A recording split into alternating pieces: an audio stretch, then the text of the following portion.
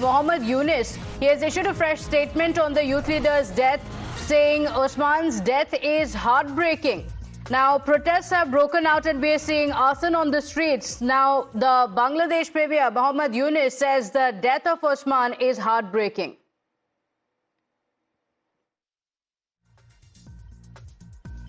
আমি আপনাদের সামনে হাজির হয়েছি অত্যন্ত হৃদয় বিদারক একটি সংবাদ নিয়ে।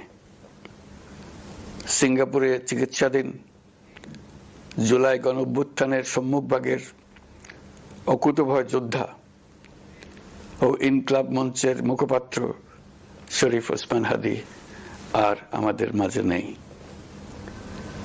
ইন্না লিল্লাহি ওয়া ইন্না ইলাইহি রাজিউন। কিছুক্ষণ আগে সিঙ্গাপুরের পররাষ্ট্রমন্ত্রী ভিভিয়ান বালাকৃষ্ণন আমাকে টেলিফোনে এই হৃদয় বিদারক সংবাদটি জানিয়েছেন।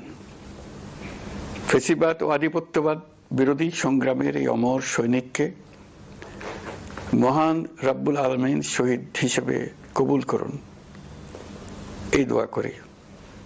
আমরা সবাই মিলে এই দোয়া করি।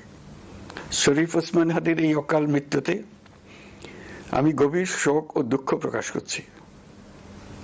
তার প্রয়াণ দেশের রাজনৈতিক ও গণতান্ত্রিক পরিসরে এক অপূরণীয় ক্ষতি।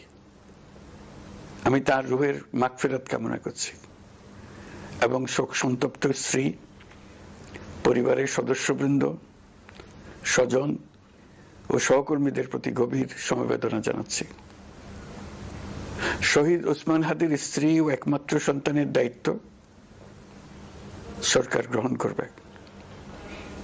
শহীদ শরীফ ওসমান হাদীর অকাল মৃত্যুতে The situation is still developing. Now the army has been called in and yet the protests are continuing. We're keeping a track of all the developments from Bangladesh and what it means for India. For now, thanking Srinjoy and Rishabh for joining us with those details. And